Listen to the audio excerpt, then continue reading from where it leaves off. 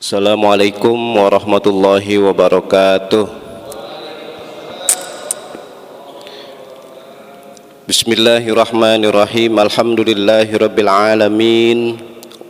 Wa afdhalus salati wa atammu taslimi ala sayyidina wa maulana Muhammadin khatamil anbiya'i wal mursalin wa ala alihi wa sahbihi ajma'in. Rabbi shrah li sadri wa yassir li amri wahlul 'uqdatam min lisani yafqahu qawli wala haula wala quwwata illa billahil aliyil azim. Amma ba'du. Hadirin wal hadirat, Bapak-bapak, saudara-saudara jamaah Masjid Jami Darul Ilmi yang berbahagia. Di dalam kajian pagi hari ini saya akan bacakan salah satu hadis, dan ini hadisnya adalah hadis yang sahih. Ada dalam kitab namanya Arba'in An-Nawawiyah karangan Imam Nawawi. Hadis itu datangnya dari Ibnu Abbas, an Ibni Abbasin radhiyallahu anhuma, an Rasulillah sallallahu alaihi wasallam fi ma yarwi an rabbih tabaraka wa ta'ala qala innallaha katabal hasanat was sayiat tsumma bayyana dzalik faman hamma bi hasanah falam ya'malha katabahullahu innahu hasanah kamilah wa in hamma biha fa'amilaha katabahullahu indahu asyra hasanat ila sab'i mi'ati di'fin ila ad'afin katsirah wa in hamma bisayyi'ah falam ya'malha katabahullahu indahu hasanah kamilah wa in hamma biha fa'amilaha katabahullahu sayyi'ah wahidah. Rawahul Bukhari wa Muslimun. Di dalam hadis ini tadi sengaja saya baca komplit karena kalau dibaca separuh nanti kurang jelas, bahkan tidak jelas. Ini hadis datangnya dari sepupu Nabi, yaitu Abdullah bin Abbas, sebab Abbas itu adalah paman Nabi. Jadi kata Nabi, innallaha katabal hasanat wassayiat. Intinya kita ini manusia berbuat kebaikan itu ada catatannya, nauzubillah, berbuat kemaksiatan pun ada catatannya gitu. Jadi tidak ada yang luput dari catatan para malaikat ya. Kita berbuat baik dicatat, berbuat buruk juga dicatat ya, terang-terangan maupun sembunyi-sembunyi. Kalau kebetulan saya ingat ini refleks aja, waktu hari Jumat kemarin saya khutbah di masjid ini, orang berbuat maksiat itu ada yang sembunyi-sembunyi, ini disebut namanya fahsya. Tapi banyak banget orang berbuat maksiat dengan terang-terangan, itu namanya munkar gitu. Intinya manusia berbuat kebaikan yaitu pasti ada catatannya, berbuat kemaksiatan pun pasti ada catatannya. Di dalam hadis ini kata Nabi, wa in hamma biha ya, maksudnya bihasanah, siapa saja orang, ini nyebutnya paman, hamma bihasanah maksudnya man itu isi mausul. Ini artikan siapa saja yang melakukan, yang dikatakan melakukan di sini adalah baik seorang maupun jamaah, baik laki-laki maupun perempuan. Itu cara ngaji ilmu bahasa Arab. Kalau ada di sana man, yang diartikan adalah isi mausul, berarti sendiri maupun jamaah, laki-laki maupun perempuan. Yang kata Nabi, siapa saja orang niat berbuat baik, maksudnya gitu, ternyata falam ya'malha, perbuatan baik itu tidak terlaksana.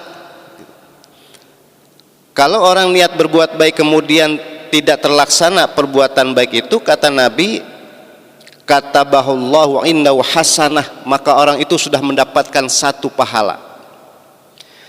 Tapi menariknya begini, Bapak-bapak, saudara-saudari, ibu sekalian, kita niat berbuat baik, tapi potensinya kita bisa lakukan perbuatan baik itu, gitu. Yang ternyata kita tidak bisa lakukan, itu sudah berpahala. Berarti tidak semua niat kebaikan itu kalau tidak dilakukan berpahala, enggak. Lihat-lihat dulu. Kalau kita niat berbuat baik, yang kemungkinan besarnya, oke dah, kita bilang 90% bisa kita lakukan. Itu tadi catatannya. 90% kita bisa lakukan, ternyata tidak bisa kita lakukan dengan uzur syar'i. Contoh, kita dari rumah mau sholat jamaah di masjid, nggak ada halangan, nggak ada rintangan, pokoknya pas azan atau sebelum azan kita bisa ke masjid. Kemudian ketika kita mau berangkat ke masjid, ternyata nauzubillah kita sakit dadakan, atau ada tamu dari luar daerah, bahkan dari luar negeri yang tidak mungkin kita tinggalkan, atau mungkin di antara keluarga kita itu ada yang membutuhkan sekarang atau ketika itu juga yang tidak mungkin kita tunda, maka enggak jadinya kita sholat di masjid itu dianggap sholat di masjid. Jadi yang dimaksud begitu, niat berbuat baik yang asalnya tidak ada rintangan, tidak ada halangan, kemudian tidak kita lakukan dengan catatan tadi karena uzur syar'i, itu sudah berpahala. Makanya bapak-bapak, saudara-saudara, ibu sekalian, banyak ya, saya katakan banyak banget orang sudah niat haji, orang udah niat umroh, ketika mau berangkat ya itu tadi ada uzur syar'i, entah ada keluarganya yang meninggal, entah ada anak dan sebagainya ya yang sakit dan sebagainya, kemudian ditunda keberangkatan hajinya, ditunda keberangkatan umrohnya, itu distatuskan sudah mendapatkan pahala dari Allah Subhanahu wa Ta'ala. Sama nih kita semua, termasuk saya, kita yang ada di masjid nih, pokoknya kita niat berbuat baik yang kemungkinan bisa kita lakukan, kemudian ya karena ada uzur syar'i, ada halangan, kita tidak jadi kerjakan perbuatan baik itu, tapi kita sudah mendapatkan pahala dari Allah Subhanahu wa Ta'ala. Itu yang disebut namanya Ar-Rahman Ar-Rahim, Allah yang maha pengasih dan maha penyayang. Kemudian kalau tadi bahasa Nabi niat berbuat baik kemudian tidak terlaksana, sekarang bagaimana kalau niat berbuat baik terlaksana? Ya inilah salah satu kemahamurahan Allah Subhanahu wa Ta'ala. Maka di dalam tadi kita dipimpin oleh guru kita membaca Asmaul Husna. Bapak-bapak, saudara-saudara, ibu sekalian, Asmaul Husna itu ada 99. Dari 99 itu pucuk atau pimpinan Asmaul Husna yang 99 itu yaitu Ar-Rahman Ar-Rahim. Jadi diistilahkan kalau kita baca Asmaul Husna yang dua aja ini, Ar-Rahman Ar-Rahim, kita dianggap membaca seluruh isi kandungan Asmaul Husna yang 99. Jadi Asmaul Husna itu 99, kalau kita baca dua aja nih, Ar-Rahman Ar-Rahim, itu sudah mewakili isi kandungannya. Oleh karena itu, kenapa ketika kita baca Fatihah, ini dalam pandangan mazhab Syafi'i, salah satu ayat Al-Fatihah itu adalah Bismillahirrahmanirrahim. Maka diulang itu, Bismillahirrahmanirrahim, Alhamdulillahirabbil alamin, lagi-lagi Ar-Rahmanirrahim itu. Jadi 99 Asmaul Husna itu terangkum di dalam Ar-Rahman dan Ar-Rahimnya itu. Oleh karena itu salah satu Ar-Rahman Ar-Rahimnya Allah yang tadi saya katakan, kemahamurahan Allah Subhanahu wa Ta'ala, orang niat berbuat baik kemudian terlaksana perbuatan baiknya itu, maka pahalanya tidak terhingga, saking banyaknya, sehingga kata Nabi, ila sab'i mi'ati dhi'fin ila ad'afin katsirah, itu pahalanya berlipat ganda. Satu contoh aja, saya mencontohkan yang aktual nih, saya mencontohkan sesuatu yang sudah biasa kita lakukan. Kita dari rumah mau sholat jamaah, ya relatif lah ya, jamaahnya di mana aja, mau di masjid, mau di musola, di kantor, di pasar, di mana aja pokoknya jamaah. Itu saking hebatnya pahala sholat berjamaah, sholat sendiri pahalanya 1. Tapi kalau kita sholat berjamaah, jamaah itu lebih dari 2. Kalau sholat berjamaah 2 lebih, itu pahalanya seperti kita sholat 27 kali. Oke, yang paling gampang gini, kita sholat zuhur berjamaah di mana aja, di wae, pokoknya di mana aja kita sholat jamaah. Ketika kita sholat jamaah zuhur, itu pahalanya seperti kita sholat 27 kali sholat zuhur. Kalau terus nanti waktu sholat asar, kita sholat berjamaah, lagi-lagi kita mendapatkan pahala seperti kita 27 kali sholat asar, dan seterusnya dan seterusnya. Pokoknya sholat jamaah itu keutamaannya seperti kita sholat 27 kali. Nah ini salah satu yang disebut oleh Nabi, ila ad'afin katsirah, sampai berlipat ganda orang yang berbuat kebaikan. Nah saya korelasiin gini, saya coba aktualkan begini. Ini kita masuk di bulan Sya'ban. Gini dah, bulan Sya'ban itu kata ulama adalah bulan bersilaturahim. Bulan bersilaturahim diartikan kita manusia yang hidup dengan yang hidup bersilaturahim, kita dengan orang-orang tua kita, kita dengan guru-guru kita, kita dengan sanak famili kita yang sudah meninggal, itu tetap bisa bersilaturahim. Makanya ada adat yang hebat, ada adat yang baik. Sebelum bulan Ramadan, sebetulnya istilah maaf memaafkan itu terjadi di bulan Sya'ban, bukan di bulan Syawal. Ini ada salah kaprah ini. Sebetulnya istilah maaf memaafkan itu justru di bulan Sya'ban ini sebelum masuk bulan Ramadan. Kalau di bulan Syawal selesai kita puasa Ramadan, itu sebutannya bukan mohon maaf lahir batin, akan tapi saling doa, mendoakan, itu minal aidin wal faizin. Jadi sebetulnya ada salah kaprah. Sekali lagi saya bilang ada salah kaprah. Makanya saling maaf memaafkan itu tentu dengan silaturahim kan, berarti itu di bulan Sya'ban ini. Nanti setelah puasa insya Allah kita ketemu dengan bulan Syawal tanggal 1 Idul Fitri, itulah baru disebut ucapan minal aidin wal faizin.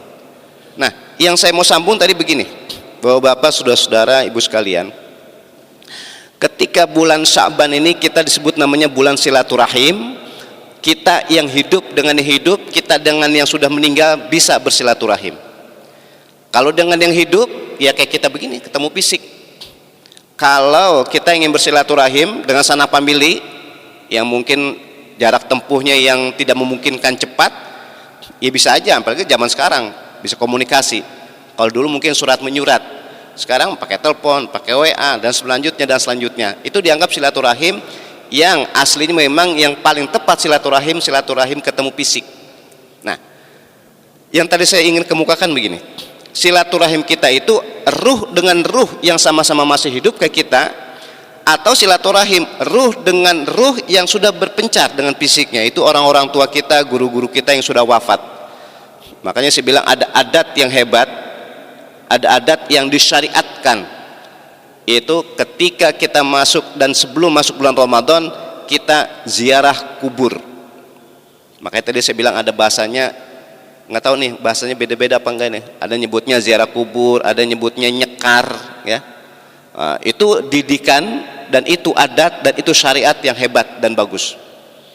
Ya bisa jadi diantara kita kan orang-orang tua kita sudah wafat, guru-guru kita sudah wafat, kerabat kita sudah wafat, itu bisa kita bersilaturahim dengan beliau-beliau. Dan diantara yang sangat dianjurkan bersilaturahimnya kita kepada beliau-beliau itu ya ini sebelum bulan Ramadan gitu. Makanya mendoakan orang yang sudah meninggal itu sangat-sangat ilmiah. Saya coba contohkan satu aja nih. Kenapa di dalam sholat jenazah, ini fikih kaitan dengan akidah nih, kenapa sholat jenazah mengucapkan salamnya beda dengan kita ketika masih hidup mengucapkan salam ketika selesai sholat apa saja? Kita selesai sholat zuhur, assalamualaikum warahmatullah. Kita sholat maghrib, selesainya assalamualaikum warahmatullah. Bahkan tadi kita sholat subuh, salamnya assalamualaikum warahmatullah. Tapi kenapa orang yang sudah meninggal mengucapkan salamnya itu ada tambahan wa barakatuh? Begini memahaminya, kita ini masih hidup berbuat kebaikan, beramal soleh atau beribadah, kita tidak bisa menentukan ibadah kita diterima atau tidak oleh Allah. Semua nih, jadi muncul kabehane menungso, semua manusia ketika ibadah tidak ada yang bisa memastikan diterima atau tidak diterima ibadahnya. Makanya ketika kita ibadah, ujung-ujungnya ya Allah terimalah ibadah kami, ya Allah terimalah sholat kami, terimalah puasa kami, terimalah haji, terimalah umroh dan seterusnya dan seterusnya. Enggak ada yang bisa menentukan diterima atau tidak diterima ibadah kita. Tapi ketika kita menyolatkan jenazah ditambahkan wabarakatuh. Apa maksudnya wabarakatuh? Ya Allah, jenazah ini ketika hidup berbuat kebaikan, mudah-mudahan Engkau terima amal ibadahnya. Jadi kalau kita masih hidup, kita berdoa buat diri kita, itu hebatnya.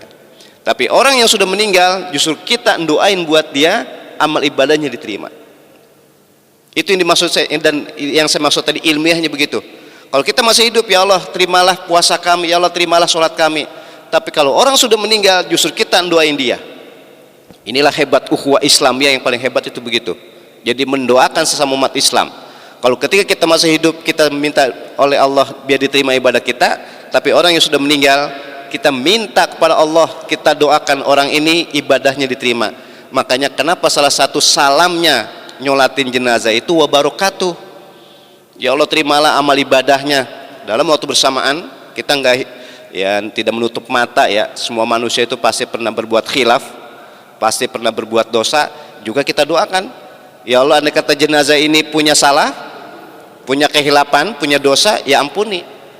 Nah ini disebut tadi saya bilang, kalau kita ini dalam ibadah tidak ada yang memastikan diterima atau tidak diterima ibadah kita. Tapi sangat-sangat beruntunglah, mudah-mudahan orang-orang yang sudah meninggal itu karena didoakan oleh umat Islam, ya mudah-mudahan segala amal ibadahnya diterima, kan begitu. Kemudian kesalahannya diampuni. Nah itu salah satu doa yang paling penting. Makanya sehingga kalau orang Islam mati, maka orang Islam yang hidup di antara kewajiban adalah menyolatkan. Maksudnya menyolatkan situ adalah mendoakan. Baik Bapak-bapak, saudara-saudara, ibu sekalian, itu yang saya maksudkan tadi pertama. Kalau orang niat berbuat kebaikan, tapi potensi ya, bukan niat doang, niat tapi potensi dia lakukan, makanya saya bilang 90%, kemudian tidak terlaksana karena ada halangan, maka sudah dianggap mendapatkan pahala oleh Allah Subhanahu wa Ta'ala. Tapi kalau dia niat berbuat kebaikan dan kemudian dia bisa lakukan, maka pahalanya luar biasa. Sehingga kata Nabi, ad'afin katsirah, yang sangat-sangat banyak sehingga berlipat ganda. Saya contohkan tadi adalah sholat berjamaah. Baik Bapak-bapak, saudara-saudara, ibu sekalian, ini kebalikan sekarang nih. Kata Nabi, wa in hamma bisai'ah falam ya'malha katabahullahu indahu hasanah kamilah. Gini, kalau ada orang niat berbuat jahat, kalau ada orang niat berbuat maksiat, jahat atau maksiat gitu, niat, kemudian tidak dia lakukan, atau bahasa saya enggak jadi dilakukan, maka mendapat kebaikan satu. Masya Allah, Bapak-bapak, saudara-saudara, ini harus diperjelas nih kajiannya. Gini, kata Nabi, orang niat berbuat jahat, kata-kata niat berbuat jahat itu apa aja? Mau main judi, mau mabok, mau membunuh, mau mencuri, apa aja dah pokoknya. Orang niat berbuat jahat, kemudian enggak jadi lakukan, dia mendapat kebaikan satu. Artinya kebaikan pahala satu. Nah ini harus dicerna. Kenapa orang niat berbuat jahat kemudian enggak jadi dilakukan kok berpahala? Ternyata yang dimaksud oleh Nabi kita Muhammad sallallahu alaihi wasallam, diperjelas oleh ulama berkaitan dengan ucapan-ucapan para sahabat. Orang niat berbuat jahat kemudian enggak jadi dilakukan itu karena sadar, karena insaf gitu, bukan karena ketahuan satpam, bukan karena ketahuan aparat keamanan, bukan. Jadi enggak jadinya karena dari dirinya sendiri, dari hatinya sendiri. Contoh paling gampang gini, ada orang mau main judi, perbuatan dosa itu. Ketika dia mau main judi, enggak ada halangan sama sekali, enggak ada yang bisa menghalanginya, pokoknya bisa banget dia lakukan. Ternyata ketika dia akan main judi, dia sadar ini perbuatan dosa, ini perbuatan haram. Kalau dia lakukan juga itu potensi melebar, itu melebar keburukan buat dirinya, keburukan buat siapa saja yang dikasih hasil judi itu. Kalau dia kasih kepada istrinya, pengaruh nanti pada kejiwaan istrinya. Kalau dia kasih kepada anaknya akan pengaruh kepada kejiwaan anaknya. Makanya dia enggak jadi main judi karena sadar itu berpahala. Tapi susah untuk yang begini nih, susah untuk enggak jadi berbuat maksiat yang asalnya tidak ada halangan. Sama orang mau berzinah begitu juga. Zina itu haram. Ketika orang akan berzina yang tidak ada halangan sama sekali, satupun ya yang bisa menghalangi nggak ada dah, udah siap banget, terus dia nggak jadi, dia sadar, dia insaf, dia ingat bahwa ini adalah perbuatan yang dilarang dalam Islam, dan kalau dia berzina itu pengaruhnya, efeknya sangat-sangat buruk buat pribadinya dan buat siapa saja. Maka dia sadar, kemudian dia tidak jadi lakukan perbuatan maksiat itu, maka dia berpahala. Sekali lagi, enggak jadinya dan dia berpahala itu karena sadar, kalau karena insaf. Sekali lagi, bukan karena ketahuan orang lain. Ini yang bahasa Nabi, falam ya'malha katabahullahu indahu hasanah kamilah. Tapi tadi saya bilang tanda kutip, orang yang potensi banget, orang yang bisa banget berbuat maksiat kemudian dia nggak jadi, dia urungkan, ini jarang banget. Yang ada kebablasan, ya. Diteruskan.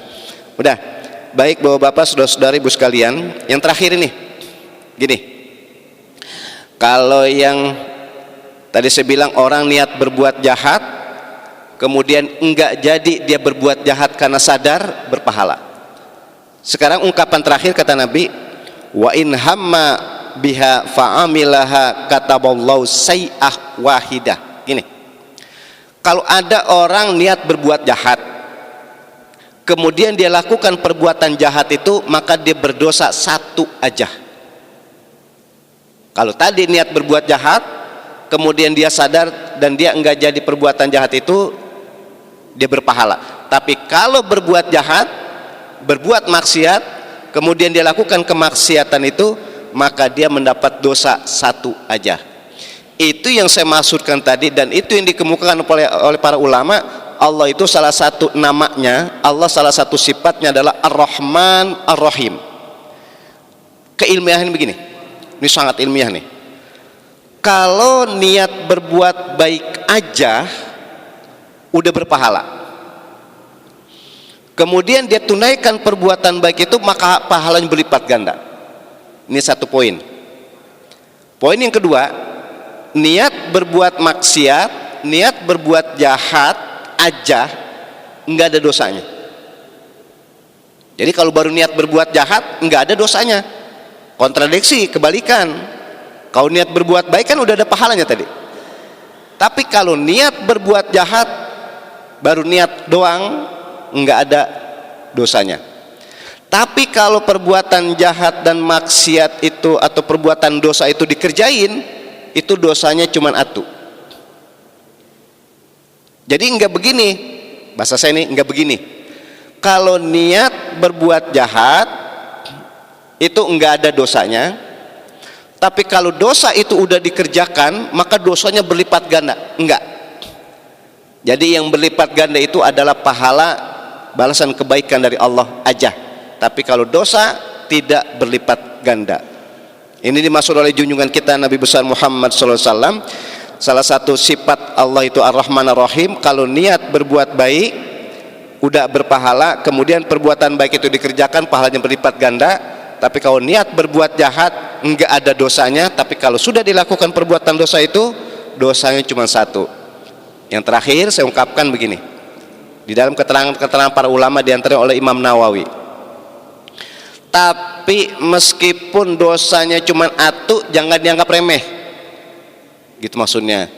Jangan kita bilang begini, ah udah dah maksiat dosanya cuma atu. Iya, dosanya atu, tapi pengaruhnya sangat luar biasa. Efeknya sangat luas. Iya, dosanya atu nih kata Nabi, cuman pengaruhnya luar biasa. Saya mau contohin tadi, karena saya sudah terlanjurin contohin zina nih. Orang zina itu dosanya atu. Betul kata Nabi kan, orang berzina, orang bermaksiat dosanya atu, cuman efeknya apa? Efeknya gini, pengaruhnya orang kalau berzina itu berdosa. Efeknya tadi saya bilang, pengaruhnya yang sangat luas dan keburukannya sangat luas. Itu nanti kalau orang laki dan perempuan ini kemudian dia punya anak, kalau kebetulan anaknya perempuan, si bapak ini tidak boleh menjadi wali, meskipun maaf spermanya dari dia, gitu, tidak boleh menjadi wali. Dalam waktu bersamaan, si anak ini mau lanang wedok nih, anak hasil zina, laki-laki perempuan, itu enggak ada hak waris mewarisi. Ini cukup dua aja dulu contoh nih. Makanya di dalam Al-Quran ketika bicara masalah zina, nyebutnya apa ujung ayat? Sa'asabila, jalur yang paling jelek, jalur yang paling buruk. Iya, dosa berzina itu atu, tapi pengaruhnya luar biasa. Itu kalau anaknya perempuan, nanti kalau mau nikah, si bapak ini nih, meskipun sudah nikah dengan ibunya si anak, nggak bisa menjadi wali. Kalau dia statuskan sebagai wali dan dia menjadi wali, nanti itu disebut namanya pembohongan akidah, pembohongan syariat. Oke lah, orang-orang yang ada sekitar itu dalam akad nikah bisa dibohongin, termasuk yaitu para dari KUA itu, kantor urusan agama, yang saksi, yang hadir, yang penyuluh dan sebagainya, itu bisa dibohongin. Tapi pembohongan akidah, pembohongan syariat ini tidak akan berlaku. Makanya tadi zina dosanya satu, tapi pengaruhnya luar biasa, termasuk masalah hak waris mewarisi. Si bapak ini nih meninggal, maka anak hasil perbuatan zina tidak mendapatkan warisan. Kebalikan, andai kata yang anak hasil zina mati duluan, meninggal duluan, maka si bapak ini tidak akan mendapat hak warisan. Sangat negatif, sangat buruk efek daripada hasil perbuatan dosa yang kaitan tentang zina. Ini satu contoh yang saya bilang tadi, yang diungkapkan oleh para ulama. Perbuatan maksiat, perbuatan dosa, iya dosanya satu, tapi pengaruhnya sangat luar biasa. Persis orang berjudi, orang judi dosanya satu, tapi hasil judi itu dikasih siapa saja tidak akan mengandung nilai pahala, karena duitnya duit haram. Dia kasih makan istrinya nggak ada pahalanya, dia kasih makan anaknya nggak ada pahalanya. Kenapa? Sebab awalnya adalah sesuatu yang haram. Innallaha thayyibun la yaqbalu illa thayyiban. Bapak-bapak, saudara-saudara, ibu sekalian, intinya begini, kita manusia potensi banget berbuat baik, kita manusia potensi banget berbuat buruk, tapi kita mohon dari Allah Subhanahu wa taala memberikan taufik hidayah sehingga apa saja kegiatan kita adalah kegiatan yang dibenarkan dalam agama, yang mendapatkan taufik hidayah dari Allah. Mudah-mudahan kita termasuk orang yang selamat di dunia dan selamat di akhirat nanti. Amin ya rabbal alamin. Demikian yang dapat saya sampaikan, kurang lebihnya mohon maaf. Dan sebelum doa ini kita baca doa dalam bentuk baca Fatihah secara khusus buat almarhumah Ibu AKBP Atik Mariati SH binti Saribut Sutrisno Handoyo dan semua keluarga kita, orang-orang tua yang sudah wafat. Mudah-mudahan beliau selalu mendapatkan cucuran rahmat maghfirah dari Allah Subhanahu wa taala. Bitilka niyat al-Fatihah. Bismillahirrahmanirrahim. Alhamdulillahirabbil alamin arrahmanir rahim maliki yaumiddin. Iyyaka na'budu wa iyyaka nasta'in ihdinas siratal mustaqim ghairil maghdubi alaihim waladdallin. Wa'fu anna karim, wa'fu anna karim, wa'fu anna ya mujibas sa'ilin. Allahumma bihaqqil Fatihah wa bisirril Fatihah wa bikaramatil Fatihah wa bi mu'jizatil Fatihah ya farijal ham ya kashifal gham ya man li 'abdihi yaghfir wa yarham fadlika dawam fiha subhanakallahumma wa tahiyyatun fiha salam wa akhiru da'wahum alhamdulillahi rabbil alamin. Assalamualaikum warahmatullahi wabarakatuh.